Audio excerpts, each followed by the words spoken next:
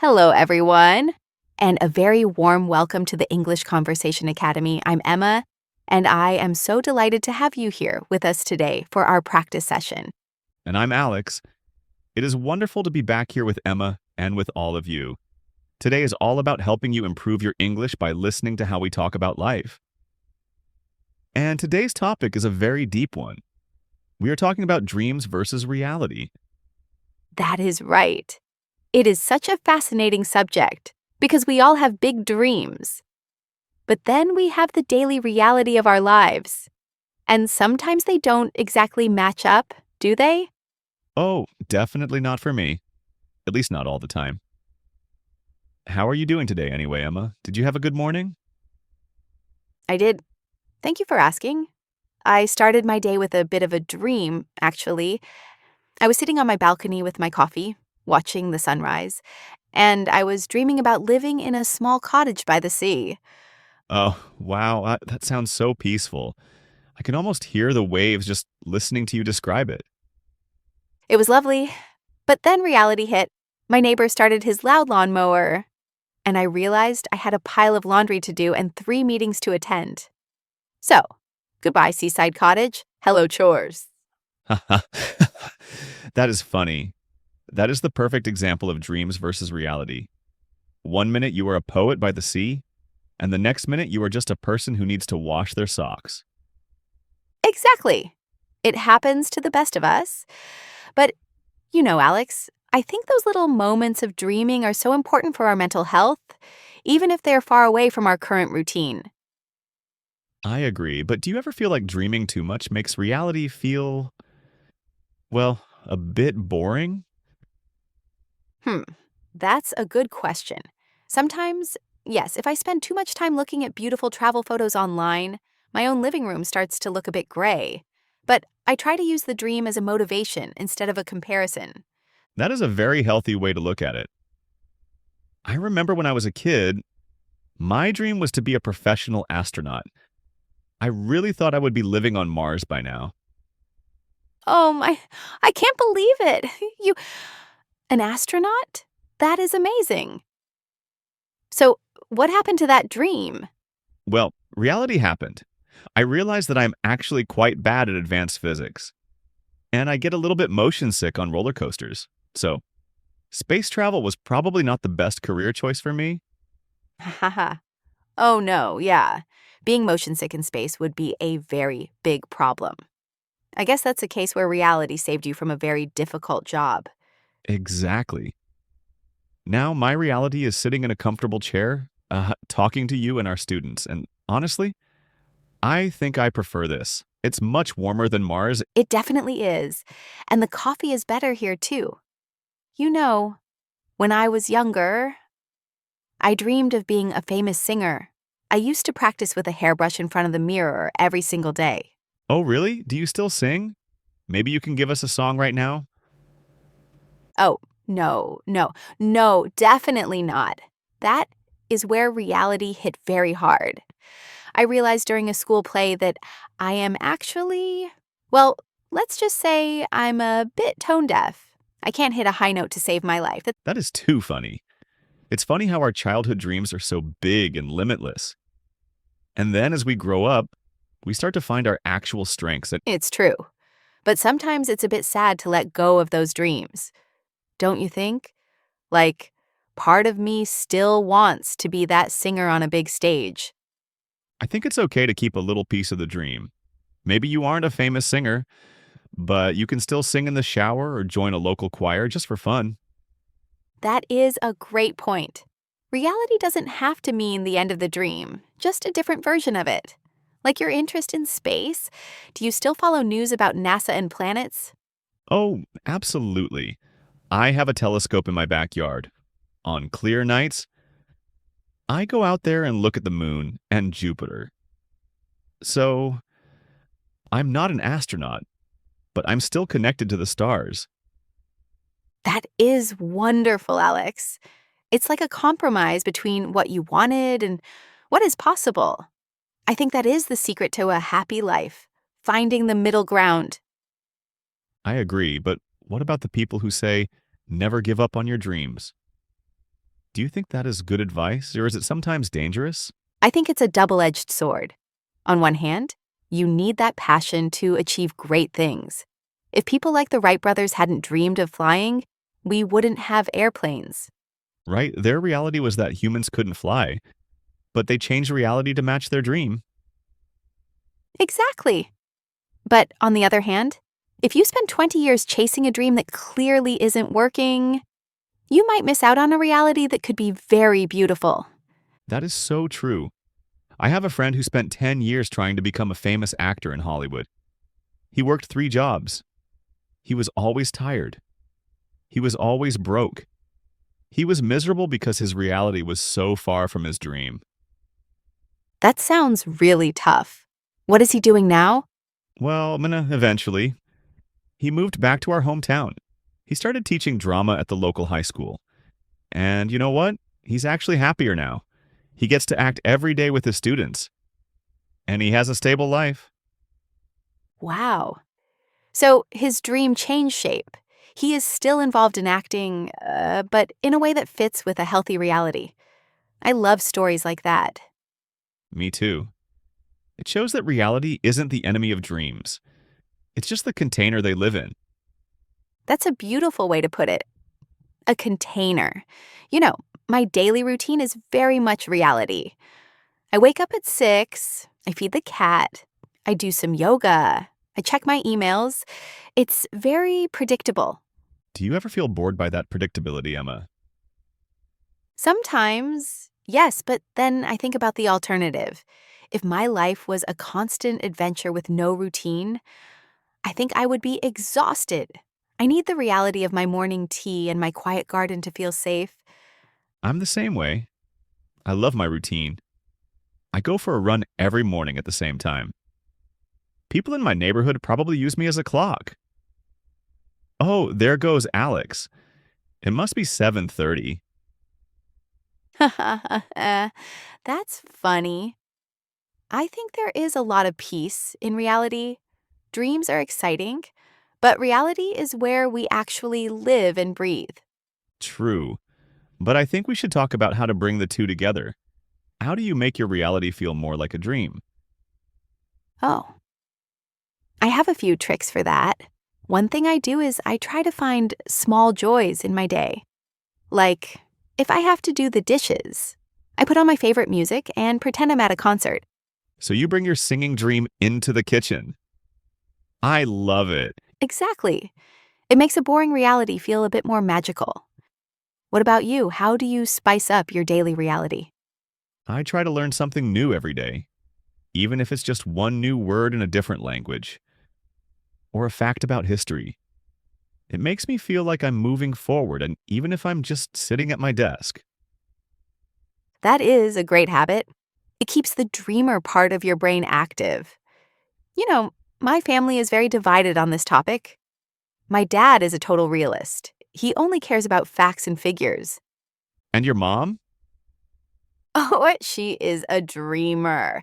She is always talking about moving to a different country or starting a new business. Growing up, it was very interesting to see them balance each other out.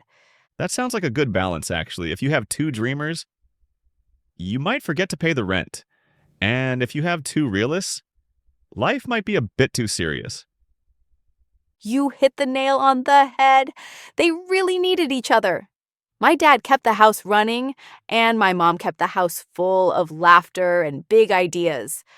I think that's why we work well together on this channel, Emma. You have all these creative ideas for our lessons, and I like to focus on the structure and the timing. It's true. We are a dreams and reality team. Oh, I just thought of something. Have you ever had a dream that actually came true, but then the reality of it was disappointing? Oh, that's a deep one. Let me think. Yes, actually, I always dreamed of buying a vintage sports car. I saved up for years. I finally bought one. It was bright red and beautiful. Oh, wow. That sounds like a dream come true. So, what was the problem? The reality was, it broke down every single week.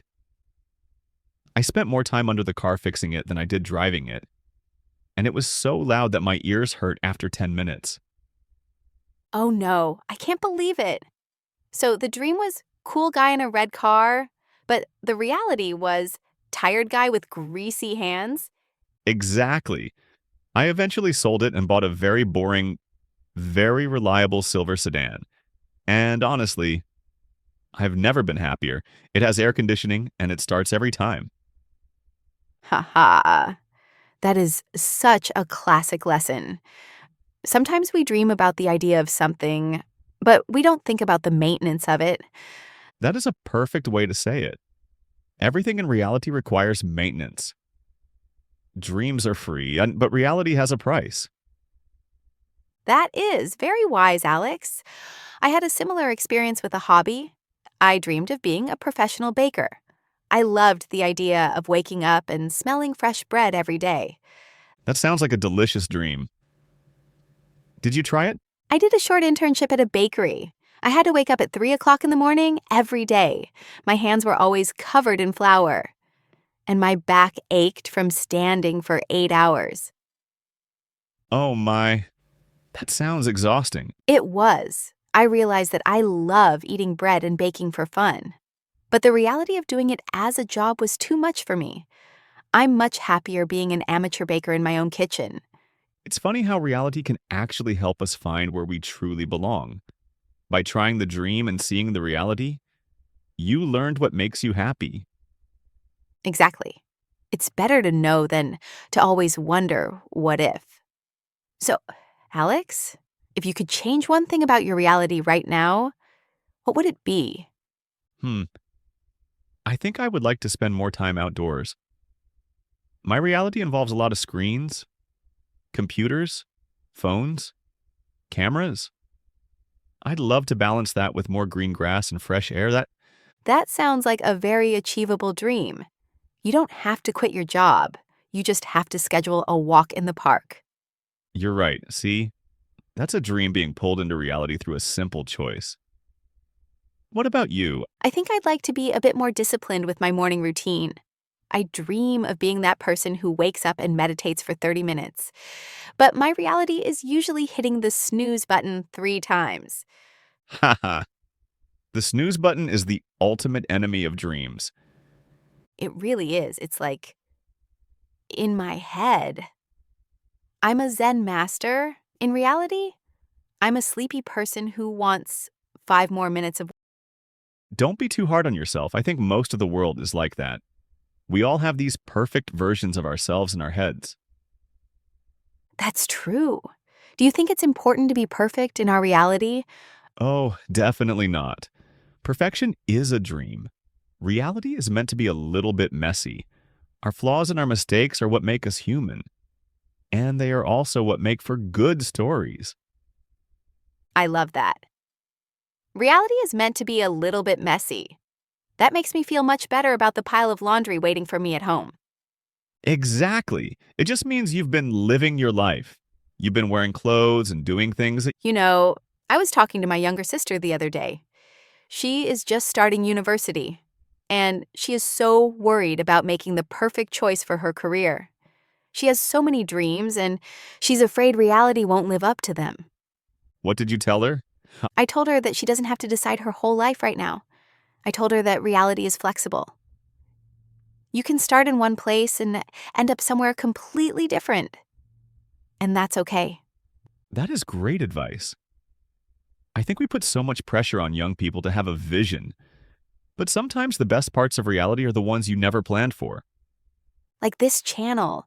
I never dreamed I would be teaching English to thousands of people online. My reality just sort of evolved into this, and it's better than any dream I had. Same here. If you had told me 10 years ago that I'd be doing this, I wouldn't have believed you. But here we are. It's a reality that grew out of a small idea and a lot of work. And that's another point, isn't it? Work. Dreams are instant, but reality takes time and effort.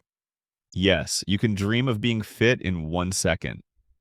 But the reality of being fit takes months of going to the gym when you don't want to. That is the gap where most people get stuck. The gap between the dream and the work. How do you stay motivated to do the work when the reality is hard? I try to focus on the why. If I'm studying something difficult, I think about how good it will feel to use that knowledge. I try to make the work itself feel like a small part of the dream. That's smart. I also think it helps to have friends who support you. If you tell someone your dream, it becomes a little bit more real. Oh, I agree. When you say it out loud, it's not just in your head anymore. It's out in the world. So, to our viewers, what is your dream? And what is one small thing you can do in your reality today to get closer to it? That's a great question, Alex. Maybe their dream is to speak English fluently. Well, the reality is they are doing it right now. By listening to us, they are making that dream a reality, one sentence at a time. Wow, that's a very encouraging thought. They are already living the dream of being an English learner. Exactly. It's not about the destination, it's about the daily practice. You know, I sometimes look at old journals from when I was a teenager. It's so interesting to see what my dreams were back then. Oh, really? What kind of things did you write? A lot of it was about wanting to travel to every country in the world. I wanted to see the pyramids, the Eiffel Tower, the Great Wall of China. And how does that compare to your reality now? Well, I haven't been everywhere, but I have been to a few amazing places. And I realized that I actually enjoy coming home just as much as I enjoy going away. My dream was constant travel, but my reality is balanced travel. I think that happens as we get older. We realize that our energy levels are part of reality too. I can't travel like a 20-year-old anymore. I need a real bed. I can't sleep on airport floors. Ha ha ha. Oh my, I can't believe I used to do that, sleeping on a backpack in a train station. That was the reality of my dreams back then. It was an adventure. But now our reality includes a bit more comfort, and that's okay. It's more than okay. It's great. I think we should celebrate our realities more. We always celebrate the big dreams, but we should celebrate the fact that we made breakfast, or that we were kind to a stranger, or that we finished a difficult task at work. I totally agree. Those are reality wins. Maybe we should start a trend called reality wins. I love it. Today, my reality win was that I didn't burn my toast. That's a good one. My reality win was that I remembered to water my plants before they turned brown. See? Life is good. Even when it's not a movie or a big dream, it's still full of these little successes. You know, speaking of movies, do you think movies make us have unrealistic dreams? Oh, absolutely. In movies, the main character always gets the dream job and the dream house in 90 minutes. They don't show the 5 years of struggle or the boring Tuesday afternoons. And they always look perfect, even when they just woke up. Ha ha ha. Yes, their reality is a team of makeup artists and perfect lighting. Our reality is bedhead and dark circles under our eyes. We have to remember that what we see on screen is a dream, not a template for our lives. Exactly. It's an entertainment, not an instruction manual. I think it's important to be critical of the images we see. Especially now with social media, everyone's reality looks like a dream on Instagram. It's so true. I have to remind myself that behind every perfect photo is a real person who has bad days, and bills to pay, and laundry to do. It's all about perspective. If we only see the dream, we feel bad about our reality. But if we see the whole picture, we can be happy for others and happy for ourselves. Well said, Alex. You know, I feel very lucky that my reality includes these conversations with you. It's one of the highlights of my week. Thank you, Emma. I feel the same way. It's a dream job in a very real way.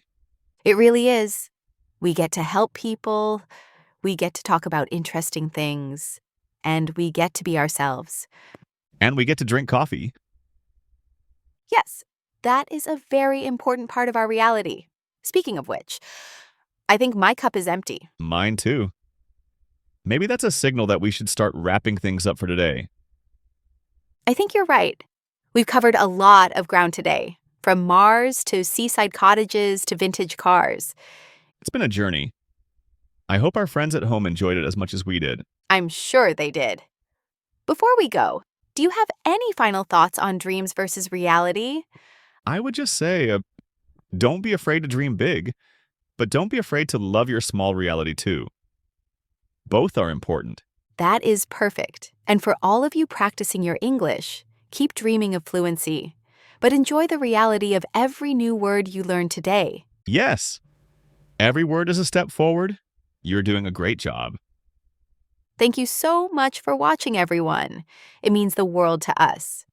We will be back soon with another conversation for you to enjoy and learn from.